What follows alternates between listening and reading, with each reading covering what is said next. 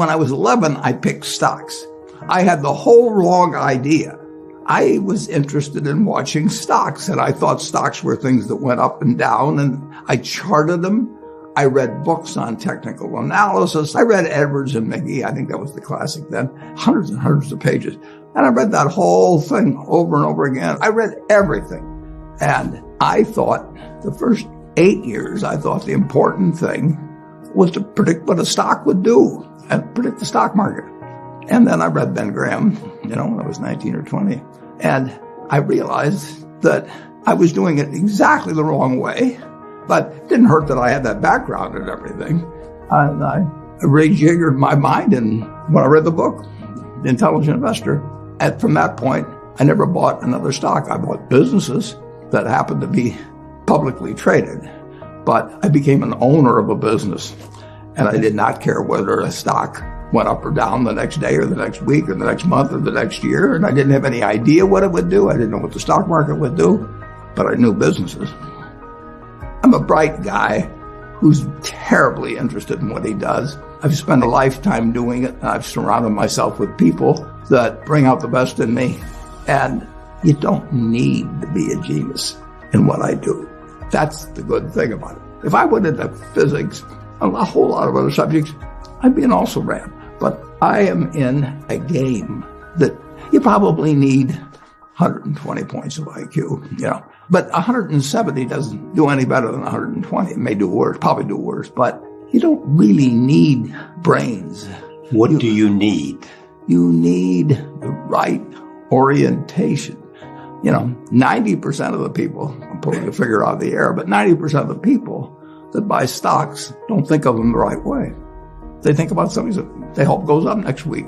And they think about the market as something they hope goes up. And if it's down, they feel worse. I feel better. And you think about? I think about what the company's going to be worth 10 or 20 years from now. And I hope it goes down when I buy it, because I'll buy more. I try to keep my competitive spirit in a game where I can win. I do know this. When I want to do something, I always want to do it big. I put my whole net worth in City Service Preferred, $114.75. And I've never, since that day, and March 11th, 1942, I have never had less than 80% of my money in American business. You can call them stocks. Or equities. But I see them as American business. I've owned a piece of American business, at least 80% at all times. I don't want to own anything else. I want to own a home and, things my family wants and all that.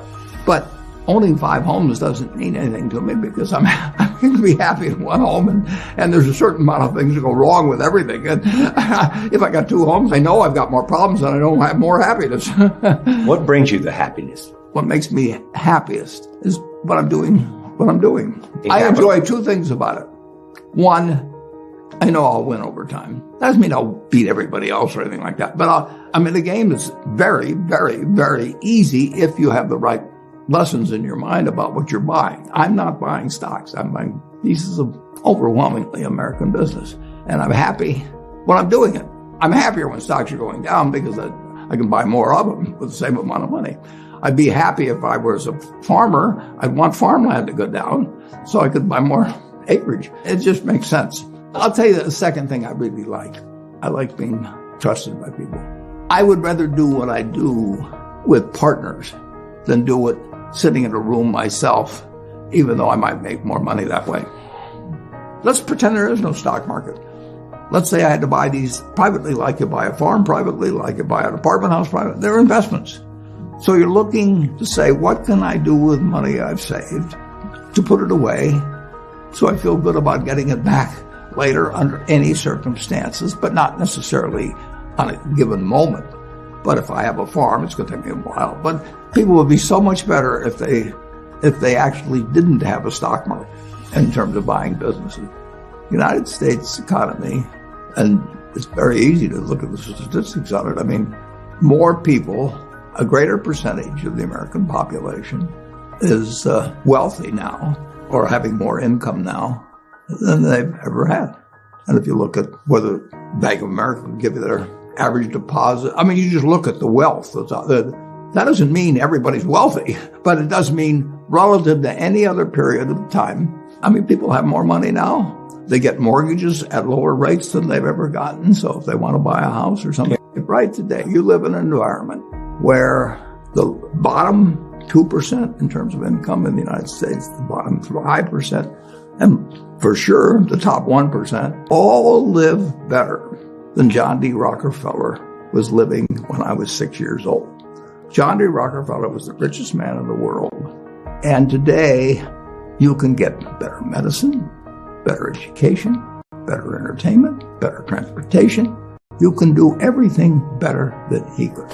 It's astounding. That's in my lifetime.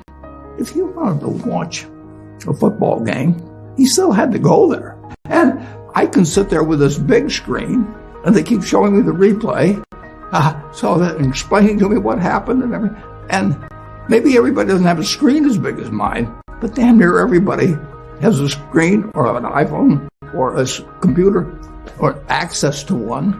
And they have access.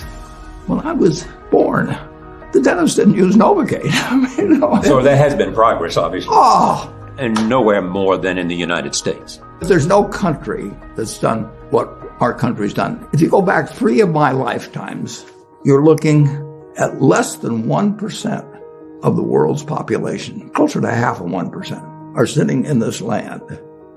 They don't work harder than people in all the rest of the world. I mean, in terms of hours of unpleasant labor, everybody's got hours of unpleasant labor in those days practically. They don't come laden with gold and, they are half of 1%. And they work the same hours. They got the same IQs. They may be a little self-selected in terms of enterprise, in terms of going across oceans and things. And fast forward a couple of lifetimes, and they've got 20% plus of all the bounty in the world. I mean, that is something that has worked like nothing. Just imagine that. If you've gone to anybody, Constitutional Congress, in 1789, if you go to any one of the representatives there, and you said, I want to tell you what this place is going to look like, in 3 more of your lifetimes, your great-great-grandchildren are going to be flying in the skies. They're going to be watching sports all over the world. They're going to be entertained. Their medicine. They could hold you off to a lunatic society of what he's doing. He's getting 50 cars, and he's getting a whole bunch of little claim checks. Just think of it. Everything. When Thomas Edison did all the things he did, he made some money, but we're using it. It belongs to us. If you take what an hour of labor delivered to you 100 years ago and what an hour of labor delivers to you now for you and your family, it's unbelievable. Capitalism doesn't say get rid of a referee and a government. We've got a government that can tell capitalism what to do. And they do. And that's what they should do. And they do it in different ways at different times and all kinds of things. But it's claim checks on future output. That was, and the claim checks belong to me, so if I want to buy 50 super yachts, I can do it. But what does it mean to me? It can buy more things for other people that are useful to them. It's not evil.